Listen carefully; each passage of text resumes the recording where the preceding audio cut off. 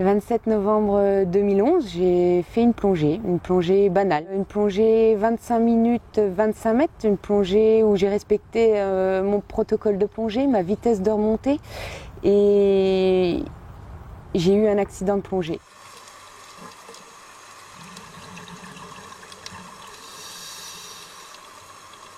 Je pense que quand on ne se sent pas bien dans sa vie privée, quand ça va pas bien psychologiquement, il faut vraiment pas aller plonger. J'ai eu des fourmillements à la jambe droite, j'ai eu des fourmillements au bras droit et plus ça allait dans la longueur du temps et plus je ne sentais plus rien. Je ne sentais plus mes deux jambes au bout d'une demi-heure. Lorsqu'on plonge, il faut toujours qu'il y ait quelqu'un qui surveille en surface, qui sache dire les paramètres de la plongée.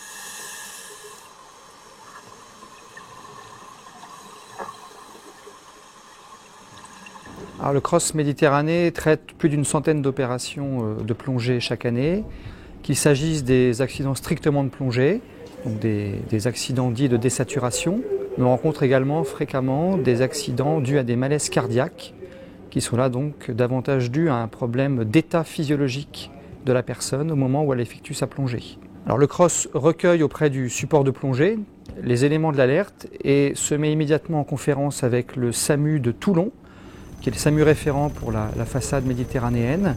Alors l'ensemble des moyens peuvent être engagés, que ce soit des moyens aériens, notamment l'hélicoptère Dauphin de service public, mais ça peut être également un rapatriement à terre par le support, puis une prise en charge par un moyen terrestre pour l'acheminement aux caissons de décompression.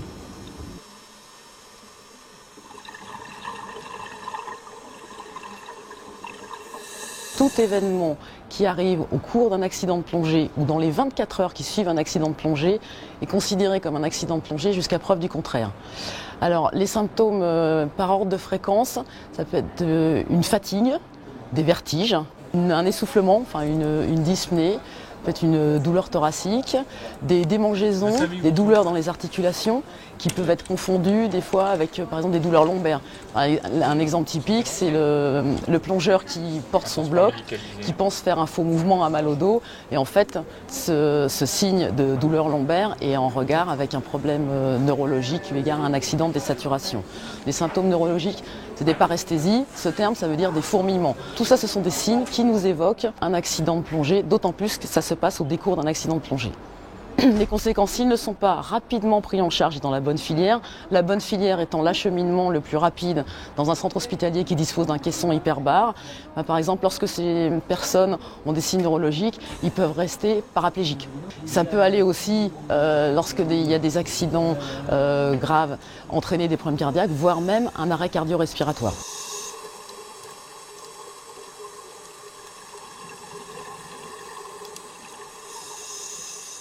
Pour pouvoir plonger en toute sécurité sur des plongées techniques type épave profonde, il est impératif d'avoir une sécurité surface.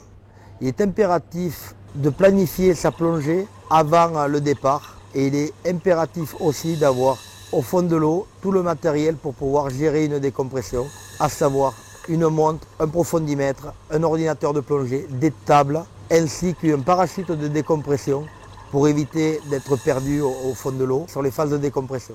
De plus, il est impératif d'avoir un plan de secours à bord de son bateau.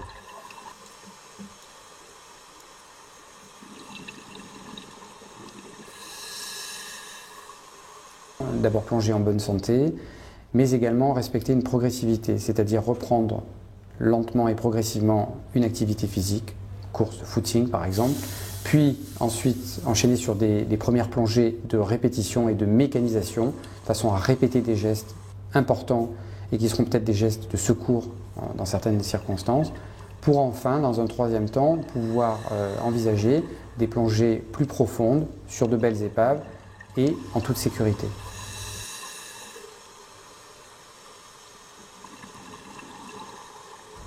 Ce n'est pas en renforçant la réglementation, que ce soit la réglementation concernant la formation, parce que ça marche assez bien et il n'y a pas d'accident vraiment. Et les processus de formation sont bons. Ce n'est pas une question de matériel, les matériels sont excellents. Ce n'est pas non plus une question des entreprises, des professionnels ou des associations qui aident les plongeurs. Parce que quand vous êtes touriste et que vous arrivez de Paris ou de Bruxelles, vous avez besoin d'avoir un bateau qui vous amène sur place. Et ces professionnels ou ces associations sont dans la très grande majorité des cas de très bonne qualité et professionnels. Mais quand le moniteur de plongée, le chef de palanquet demande à l'intéressé, ça va, vous vous sentez bien, vous vous sentez en forme, on peut y aller, et que la personne lui répond oui, pas de problème, en se masquant à lui-même ou en masquant à son directeur de plongée que finalement il n'est peut-être pas très en forme, là on ne peut pas faire grand-chose. Et donc c'est bien un appel à la responsabilité individuelle.